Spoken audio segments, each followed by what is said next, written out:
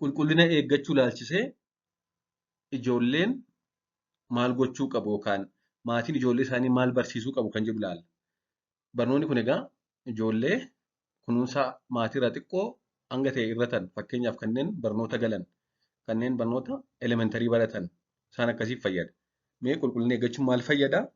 Maatiin maal gochuu qabu? Akkasumas ijoolleen maal gochuu qabu kan jedhu haa ilaallu. Qulqullina eeggachuun egaa hundumaa caalaa kan dhibeen fayyaa adda addaa daddarboo sana akka nama hin qabanne taasisuu isa guddaadha. Talaallii caalaa waan hundumaa caalaa kan akka qulqullina eeggachuu dhibee fayyaa adda addaa irra namatti sun jiru. Keessumaa dhibee daddarboo daa'imman biratti jechuudha. Qulqullina eeggachuun ofii akka dhibeewwan adda daddarboo adda addaan hin qabamneef gargaaruun dabalata. Jarmooleen ijaan hin mul'anne akka nama biraatti hin dabarree ittisuuf gargaara. Akkasumas qulqullina ofii eeggachuun ofitti amanamummaa dabala. Ilaalchi namni namaaf qabullee ni fooyyessa. Kun immoo ijoolleen dhibamanii akka hin ciisne, dhibamanii yeroo ciisan immoo barnoota irraa hafu. Kanaaf qulqullina eeggannaan akka dhibamanii hin ciisne, barnoota irraa akka hin hafnee fi fiixaan ba'umsi barnoota isaanii akka fooyya'u akkasumas fayyaa guutuudhaan akka jiraataa guddatan taasisuuf gargaara. Dabalataanis baasii daa'imman dhibamanii mana yaalaatti baasan maatii irraa ni hambisa. Kanaaf qulqullina faayidaa hedduu qaba jechuudha. Maatiin daa'imman isaanii kanneen xixiqqoo ta'an qulqullina isaanii ofii isaanii irraa eeguu qabu. Kanneen mana barnootaa ga'aniif ammoo akka qulqullina isaanii eeggataniif barsiisuu fi deeggaruu qabu. Waa'ee qulqullinaa faayidaa isaa maal gochuu akka qaban irra deddeebanii yeroo hunda yeroo fudhatanii ijoollee isaanii barsiisuus qabu jechuudha. Qulqullina dhuunfaa egaa bakka gurguddoo 6 yookaan 7tti qoodna. Qulqullina dhuunfaa eeggachuu qabna yeroo jennu ijoolleedhaan qulqullina dhuunfaa keessanii eeggadha yeroo jennu tokko qulqullina harkaadha. Garbiroon qulqullina qaamaadha. Qulqullina uffataadha. Garbiroon ilkaan rigachuudha. Yookaan qulqullina ilkaaniif afaanii akkasumas qulqullina mana fincaaniitti fayyadamuu fi of eeggannoo yeroo qufa'aniif haxxiffatan taasisuu qaban jennee bakka gurguddoo adda addaatti qoodna. Jalqaba qulqullina harkaa ilaalla. Harka dhiqachuu. Jarmooleen hedduun kan dhibee fayyaa daddarboo fidan hedduun qilleensaa fi tuttuqqaadhaan darbu. Soorata wajjin karaa afaaniidha jechuudha. Feekoo oraalee qabu isaan kun. Kanaaf harki keenya yeroo hundaa qulqulluu ta'uu qaba. Kan ijoollees akkasuma. Keessumaa ijoollee biratti dhibeewwan adda addaa kan isaan daddarban karaa harki isaanii qulqullina dhabuudha. Sababni isaanis ijoolleen akka nama guddaa yeroo waa nyaachuu fedhan sirriitti harka dhiqatanii itti yaadanii miti. Harkuma ittiin biyyoo tuttuqaa turaniin nyaata yoo argan dhaqanii daabboo qabanii nyaatu jechuudha. Kun immoo dhibee fayyaa hedduu isaanitti fida. Harki qulqulluu haa fakkaatuyyuu malee jarmoolee xixiqqoo hedduu ijaan hin mul'anne garuu dhibee fayyaa hedduu fidan qaba. Kun jiraachuu isaa ijoolleetti himuu qaba. Harki kee qulqulluu fakkaatuyyuu jarmoolee ijaan hin mul'anne hedduu qaba. Kanaaf harka dhiqachuun baay'ee barbaachisaadha jennee barsiisuu qaba. Yoom harka dhiqachuu qabu ijoolleen? Tokko erga mana fincaanii fayyadamanii. Garbiroon nyaata duraaf nyaata booda. Akkasumas erga harka isaaniitti jedhanii qufaanii haxxiffatanii. Erga funyaan isaanii tuqanii. Erga bineeldota kanneen akka saree, adurree fi loon fa'aa kan kana fakkaatan wajjin tuttuqqaa qabaatan yookaan tuqanii. Akkasumas immoo yeroo kamuu harki isaanii waan xuraa'ee yoo itti fakkaate dhiqachuun barbaachisaadha. Harka isaanis yeroo hunda saamunaa fi bishaaniin yoo tuqqaate turtii walakkaa daqiiqaa hanga daqiiqaa tokkoo turu harka isaanii sirriitti bishaanii fi saamunaadhaan dhiqachuun barbaachisaadha jechuudha. Inni lammaffaan immoo qulqullina qaamaa fi rifeensa mataadha. Ijoolleen torbanitti yeroo 2 guyyaa dhaabbataa qabaachuun qaama dhiqachuun ni gorfama. Dabalataanis guyyaa 2 kanaan alatti jechuudha yeroo xuraa'an fakkeenyaaf kubbaa taphatanii yeroo xuraa'an yookaan bobbaan isaanii qaama isaanii yeroo xuraa'an dhiqachuun barbaachisaadha. 2 kanaan dabalata. Ijoollee umuriin isaanii barnootaaf ga'e deeggarsa maatiin qaama dhiqachuu qabu.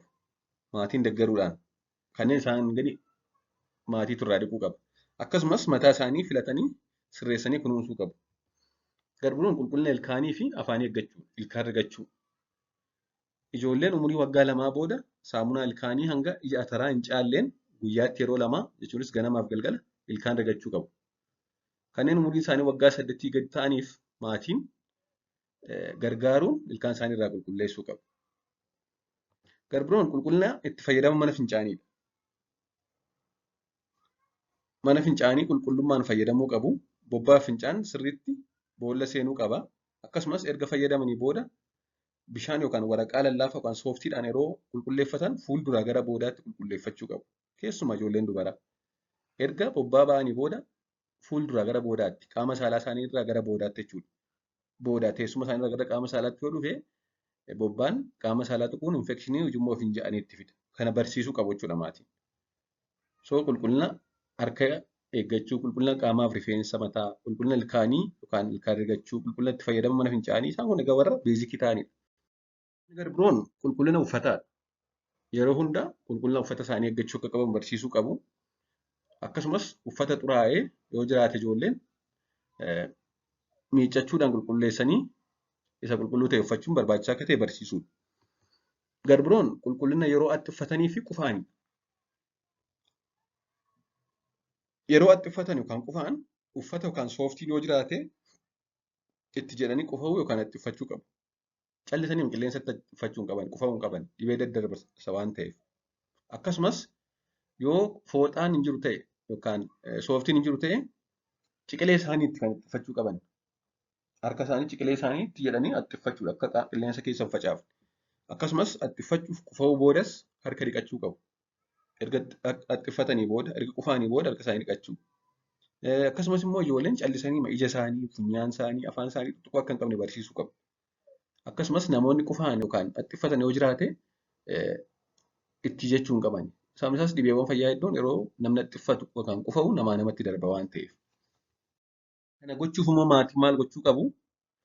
Tokko waa'ee qulqullinaa barsiisu yeroo fudhatanii. Faayidaa qulqullinaa, qulqullina harkaa, qulqullina ilkaanii, qulqullina qaamaa, itti fayyadama mana fincaanii, yeroo qufa'an, yeroo itti uffatan maal gochuu qaban kana gatta'anii barsiisuu qabu jechuudha.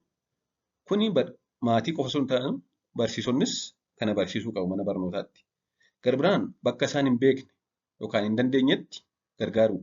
Fakkeenyaaf ijoollee waggaa 8 gadii ofii isaanii akka ilkaan rigatan itti kennee dhiisuurra deeggaruu qabna, itti agarsiisuu qabna.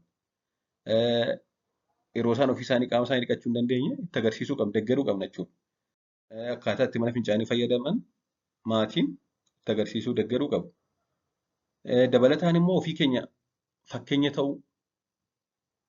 Fakkeenyaaf ganama galgala ilkaan rigachuu yoo maatiin ni rigatu ta'e ijoolleenis rigatu jechuudha. Fakkeenya ta'uu nutti agarsiisu qulqullina keenya ofii keenya eeggachuu. Harka keenya yeroo yerootti ofii keenya saamunaa fi bishaaniin dhiqannee itti agarsiisu. Maatiin ofii fakkeenya ta'uu qabu. Ijoolleen waan namni isaaniin jedhu caalaa waan namni dalagurraa baratu waan ta'eef. Akkasumas yeroo qulqullina isaanii eeggatan kana akka hojiitti yaaduu dhiisanii bashannanaa akka isaan qulqullina isaanii eeggatan taasisu. Fakkeenyaaf yeroo harka isaanii dhiqatan faaruu adda addaa faarsaa, faaruu mana barnootaatti dhaga'an adda addaa faarsaa waan isaan bashannansiisu faarsaa harka isaanii dhiqachuu. Akkasumas maatiin yeroo isaan xuraa'an bichaatti dheekkamurra yeroo isaan qulqullina eeggatan hamilee kennuu fi badhaasuu. Yeroo ijoolleen qulqullina isaanii eeggatan hamilee kennuu fi jajjabeessuu. Akkasumas yeroo isaan dagatan tuffachuu maal jechuurra yaadachiisuma akka isaan amaleeffatan dhaabbatan qulqullina eeggatan yookaan akka qulqullina eeggachuun araadatti ta'uu gochuu qabna. Yaadachiisuudha jechuudha yeroo isaan dagatan. Fakkeenyaaf mucaan tokko torbee lamaaf walitti aansee yoo ganamaa galgala ilkaan rigate sanaa booddee araadatti ta'a amalatti ta'a jechuudha. Ofuma isaa waa'ee ilkaan rigachuu yaadata. Kana akka akkas ta'u gochuuf immoo gaheen maatii olaanaadha. Waan dhaggeeffattaniif hedduu galatoomaa turtii gaarii.